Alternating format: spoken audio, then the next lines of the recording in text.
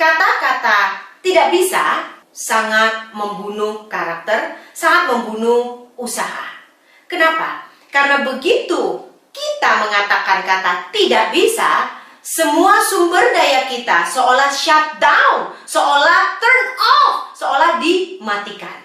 Ketika Anda mengatakan tidak bisa, pasti ada hal yang Anda tidak mau lakukan, sehingga hasilnya Anda bilang tidak bisa. Contoh, ketika seseorang bilang, "Bu Nat, saya paling tidak bisa bangun pagi.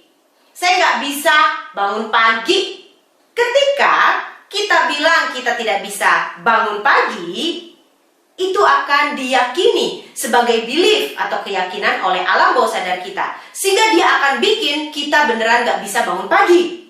Tetapi jika kita mau telaah ke belakangnya, apa yang tidak mau Anda korbankan sehingga Anda mengatakan tidak bisa bangun pagi? Mungkin Anda tidak mau korbankan kenikmatan tidur, sehingga ketika alarm itu bunyi, Anda memilih untuk tidur lagi. Anda terbangun sebentar hanya untuk matikan alarm, lalu Anda tidur lagi. Berarti Anda tidak mau melepaskan kenikmatan enaknya tidur, sehingga Anda bilang tidak bisa bangun pagi. Lalu kata-kata apa lagi? "Bu Nat, aku nggak bisa bicara di depan umum. Aku paling takut. Aku paling ngeri." Jika kita telaah, apa yang membuat Anda mengatakan Anda tidak bisa bicara di depan umum? Apa yang Anda tidak mau lakukan sehingga Anda mengatakan tidak bisa bicara di depan umum? Mungkin Anda tidak mau melakukan terapi untuk melepaskan ketakutan bicara di depan umum itu, atau Anda tidak mau belajar caranya berbicara di depan umum, teknik-tekniknya, atau apa yang Anda tidak mau? Atau saya paling tidak mau itu kalau orang itu menghina saya, merendahkan saya, dan Anda merasa kalau Anda bicara di depan umum, Anda akan bicara jelek, orang-orang akan merendahkan Anda. Kata-kata tidak bisa itu sangat-sangat membunuh karakter. Karena itu sekarang saya ingin Anda bikin list daftar apa-apa aja yang Anda tidak bisa. Lalu Anda buat, sebenarnya dengan Anda mengatakan tidak bisa itu, Anda tidak mau lakukan apa. Contoh, ketika Anda bilang, "Saya tidak bisa bangun pagi," sebenarnya saya tidak mau melepaskan kenikmatan tidur di tempat tidur saya. Lakukan list itu. Jika sudah selesai, baru lanjutkan nonton videonya. Sekarang pause, isi list tidak bisa Anda. Silakan. Anda sudah selesai membuat list tidak bisa dan alasannya list tidak maunya. Jika sudah selesai, saya ingin Anda coret yang list saya tidak bisa itu, lalu Anda hanya baca sisi yang saya tidak mau. Itulah hal-hal yang Anda harus lakukan, karena jika hal-hal ini Anda sudah lakukan, mau dan sudah lakukan, maka kata-kata tidak bisa ini menjadi saya bisa. Berarti sekarang Anda baca dulu nih hal-hal yang tidak mau Anda lakukan, lalu di sebelahnya Anda tulis saya bisa ... Saya bisa ... Lakukan ini. Anda lakukan ini tertulis, boleh di kertas, boleh pakai handphone. Yang penting ada tertulisnya. Kenapa? Karena ketika Anda sudah menulis, Anda sudah mensinkronkan alam bawah sadar dan pikiran sadar. Paham ya tugas Anda? Anda coret yang saya tidak bisa ini, Anda baca yang di sini, dan Anda katakan pada diri Anda sendiri, saya mau melakukannya, saya mau berkorban, saya mau berjuang melakukannya, sehingga hasilnya akan ada saya bisa ... Lakukan itu, pause dulu videonya. Setelah selesai lakukan itu, baru lanjutkan nonton video berikutnya. Anda sudah selesai melakukannya? Ingat, bahasa sangat mempengaruhi hidup Anda. Dengan Anda mengganti bahasa yang Anda katakan, berarti Anda sedang mengubah hidup Anda. Karena itu sekarang, saya ingin Anda baca tulisan yang Anda tulis tentang saya bisa ... saya bisa ... Saya ingin Anda baca itu dengan suara keras atau di dalam hati saja. Anda baca itu sambil Anda dengarkan melalui telinga fisik maupun melalui perasaan di batin. Contoh, Anda baca list Anda, saya bisa tampil di depan umum. Saya bisa mengatakan no pada orang yang memanipulasi saya. Saya bisa melangsingkan tubuh saya.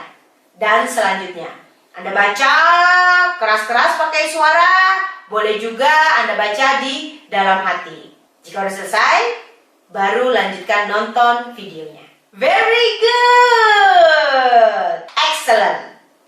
Teman-teman, kata tidak bisa selanjutnya akan menjadi belief atau keyakinan yang menghambat Anda. Sebenarnya, dari mana sih kata tidak bisa itu ada di dalam diri Anda? Kata tidak bisa itu bisa jadi berasal dari pengalaman-pengalaman masa lalu Anda yang buruk. Karena Anda pernah mengalami sesuatu yang buruk, sehingga timbul belief negatif di alam bawah sadar Anda. Contoh, Anda dulu mungkin pernah presentasi di depan umum. Tetapi ketika Anda presentasi, something wrong, ada yang salah. Mungkin teman-teman jadi ketawain, guru jadi ketawain. Nah, karena pengalaman buruk itu, muncullah di alam bawah sadar Anda sebuah belief yang salah bahwa saya tidak bisa bicara di depan umum. Jadi, kata tidak bisa itu ada sejarahnya, ada penyebabnya. Saya akan cerita seperti ini. Ketika kita bayi, semua orang biasanya sangat mencintai bayi. Contoh, ketika misalkan kita berkunjung ke rumah teman kita yang baru saja melahirkan seorang bayi, lalu kita gendong bayi itu. Ketika pada saat kita gendong bayi itu, mungkin bayi itu gumuk karena habis minum susu. Wah, keluar putih-putih di mulutnya.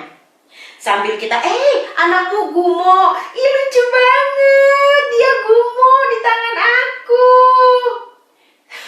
Bahkan ketika bayi itu gumuk pun, kita akan puji dia. Lalu misalkan ketika kita lagi gendong begini bayi itu, dia ngompol. Sehingga ada yang basah di baju kita atau di celana kita. Kita akan bilang, aduh lucu banget, bayinya pipisin aku. Ketika kita kecil, rasanya semua orang memuji kita. Kita lakukan salah pun gak apa-apa. Kita dimaklumi dan kita tetap disayangi. Gak apa-apa, dia masih kecil. Dan dia sangat cute. I love him, I love her. Tetapi, ketika kita semakin tumbuh dewasa, ternyata kehidupan tidak seramah itu pada kita.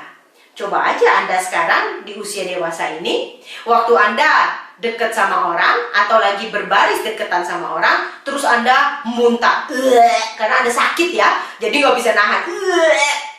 Apa reaksi orang itu? Apakah orang itu akan bilang, ini lucu banget dia muntahin aku? Atau dia akan maki-maki Anda? Gimana sih muntahin baju saya jadi bau begini? Wah, dia marah-marah maki-maki Anda.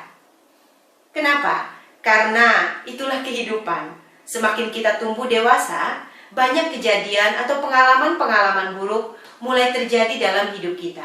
Sehingga tadinya seorang anak yang begitu ceria, begitu terbuka, begitu ekstrovert, begitu percaya diri, seiring waktu dia bertumbuh menjadi dewasa, kepribadiannya berubah. Dia tidak lagi ceria.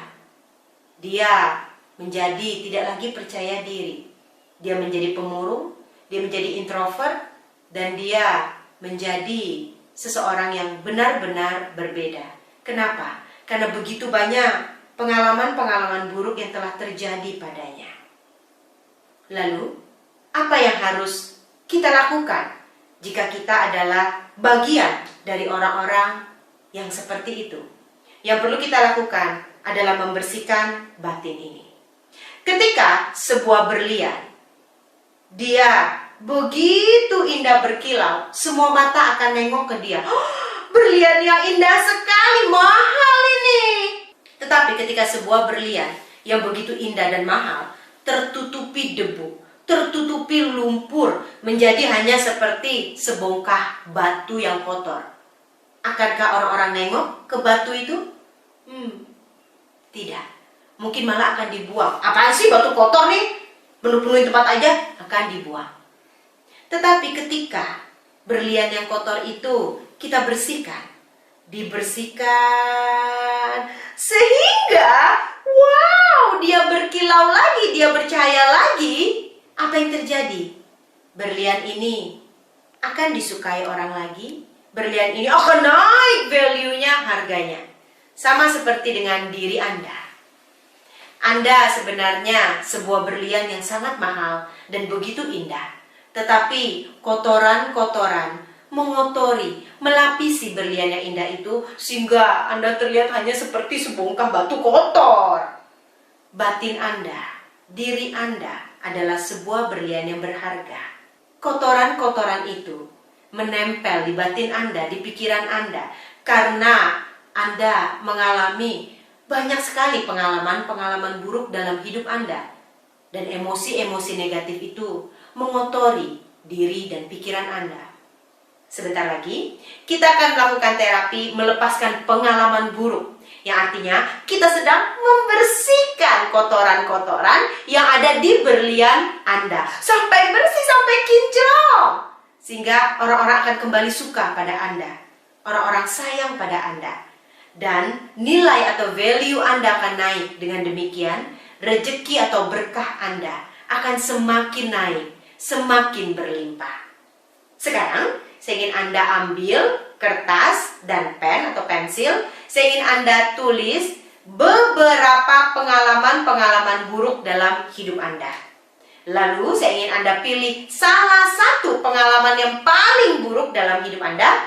Karena salah satu pengalaman buruk itu yang akan kita lepaskan emosi negatifnya dari alam bawah sadar Anda. Jadi pause dulu video ini, bikin list dulu pengalaman-pengalaman buruk dalam hidup Anda, pilih salah satu yang paling buruk, nanti kita akan lakukan terapi. Silakan.